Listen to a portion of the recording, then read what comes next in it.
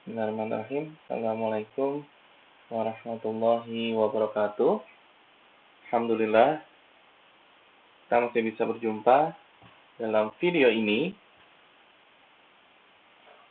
untuk membahas soal UTS Matematika Diskrit tahun 2019. Kelas sore.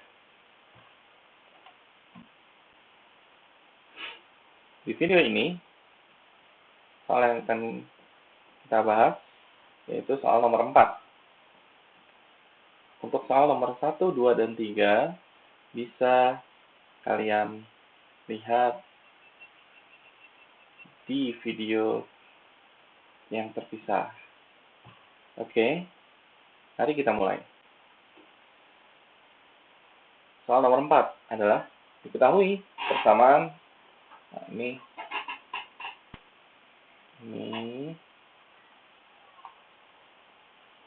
diketahui persamaan. Nah, ini ada ada kata yang kurang tepat di situ. Jadi harusnya diketahui fungsi boolean f buka kurung x, y, z tutup kurung sama dengan x aksen plus y aksen z aksen. Oke, nah ini fungsi booleannya 3 variabel gitu ya, x, y, dan z. Buatlah dalam bentuk kanonik SOP dan POS. Oke. Pertama, kita akan buat yaitu bentuk kanonik SOP. Nah, bentuk kanonik SOP atau POS ya. Nah, oke. Belum itu, mungkin kita ini ya. Jadi, nah, mana bentuk kanonik mana yang terlebih dahulu kita kerjakan? Apakah SOP atau POS? Nah, ini kembali lagi ke fungsi yang diketahui. Oke, kalau kita tulis di sini, fungsi yang diketahuinya f, x, y, z sama dengan x aksen ditambah y aksen, z aksen. Nah, fungsi ini kita harus tahu bentuknya itu apakah dalam bentuk baku SOP atau bentuk baku POS. Jadi kita harus bisa menentukan fungsi yang mau diubah ke jadi bentuk kanonik itu dia bentuk baku apa gitu ya. Jadi dalam aljabar boolean kembali lagi ada dua bentuk ya, bentuk kanonik dan bentuk baku. Apa itu? Nah, bentuk baku itu yaitu fungsi boolean yang tiap sukunya atau tiap termnya itu literalnya tidak lengkap, atau sederhananya itu ada variabel yang hilang di situ. Nah,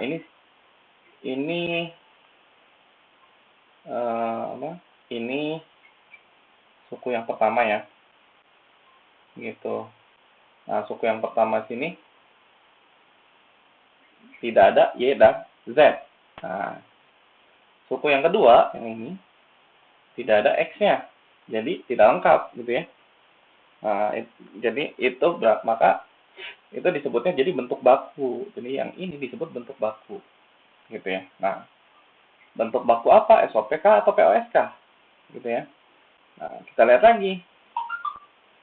Kalau tiap variabelnya itu dikalikan, baru kemudian dijumlahkan dengan hasil perkalian tiap variabel yang lainnya, maka itu disebutnya SOP.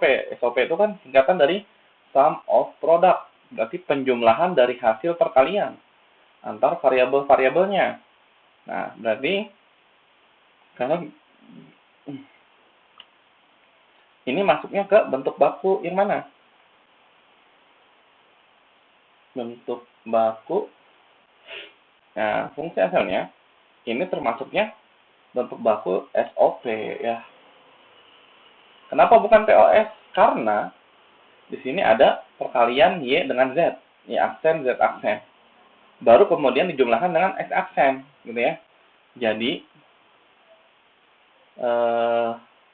ini suku pertama yang X aksen, suku kedua itu yang Y aksen, Z aksen. Nah, kenapa bukan POS? Kalau POS, dia penjumlahan POS itu berarti kebalikannya, product of sum. Perkalian dari hasil penjumlahan antar variabel-variabelnya. Nah, berarti antar variabel itu dijumlah baru dikalikan lagi dengan hasil penjumlahan yang lainnya, gitu ya.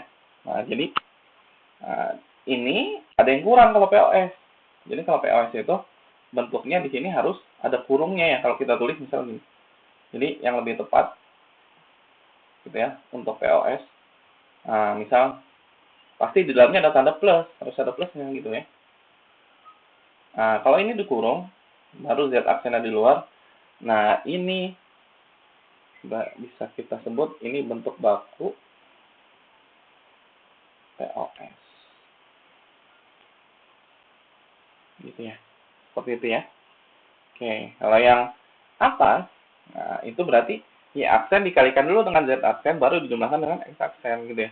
Kalau yang bawah itu hasil penjumlahan dulu yang dalam kurung, X aksen ditambah Y aksen, baru hasilnya kemudian dikalikan dengan Z aksen. Nah, jadi berbeda ya. Gitu. Dengan ada kurung yang seperti yang bawah, atau tanpa kurung seperti yang atas itu berbeda. Oke, kembali lagi. Jadi fungsi asalnya itu dalam bentuk baku SOP. Nah, karena fungsi asalnya itu sudah dalam bentuk baku SOP, maka yang perlu kita cari terlebih dahulu yaitu SOP ke SOP lagi, yaitu dari bentuk baku ke bentuk kanoniknya. Di sini bentuk kanonik SOP. Nah, seperti itu ya. Gitu. Nah, baru kita sekarang di sini ada dua suku nih. Suku yang pertama itu X aksen.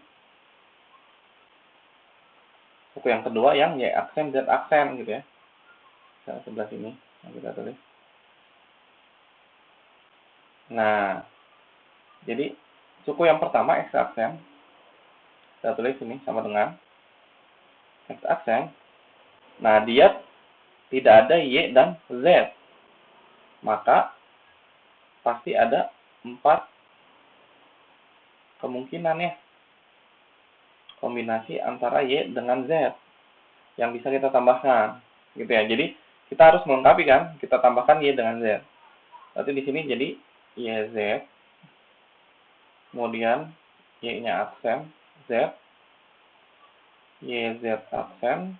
Terakhir Y aksen Z aksen. Gitu ya. Nah, yang pertama X-nya baru kita gabung dengan YZ. Jadi X aksen YZ. Yang kedua jadi X aksen Y aksen Z. Yang ketiga jadi X aksen Y Z aksen. Yang keempat jadi X aksen. Nah, yang Y aksen Z aksen itu berarti Y aksen Z aksen. 2 ya. X dengan X aksen. Berarti yang ini jadi X dulu ya di depan. Kayak sesuai alfabet urutannya. Seabjad. Nah, baru kita tulis Y aksen Z aksen. Yang kedua ini jadi X aksen Y aksen Z aksen. Nah, baru kita tulis fungsinya. Jadi fungsi F X Y Z sama dengan, nah kita tulis X aksen sekarang berubah jadi 4 suku.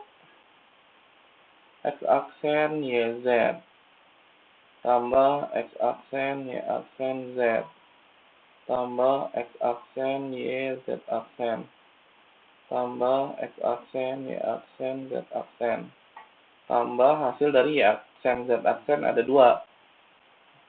X Y aksen Z aksen tambah X aksen Y aksen Z aksen.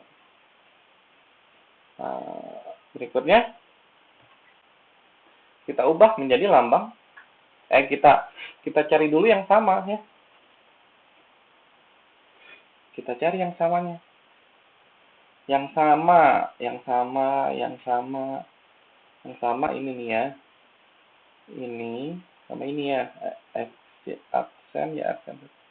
Nah, kita hapus 1 gitu ya. Kemudian Nah, sudah ya. Sisanya itu tidak ada yang sama. Nah, baru kita tulis lagi di bawahnya. Jadi X aksen YZ tambah X aksen Y aksen Z ditambah X aksen YZ aksen ditambah X aksen Y aksen Z aksen ditambah X Y aksen Z aksen.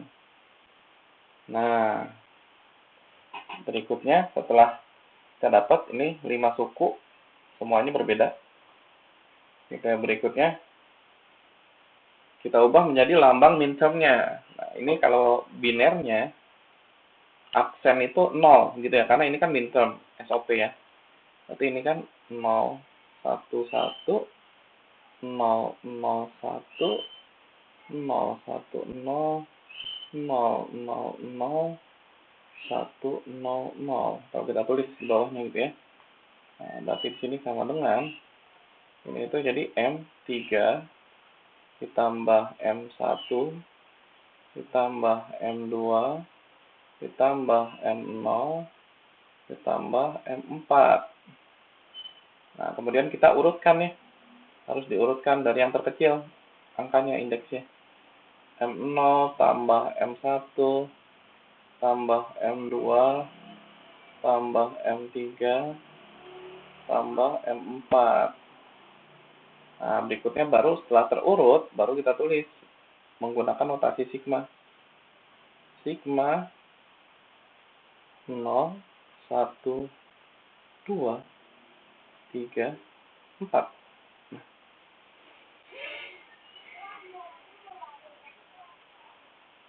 Gitu ya. Baru berikutnya kita tulis jadi gitu ya, bentuk kanonik SOP-nya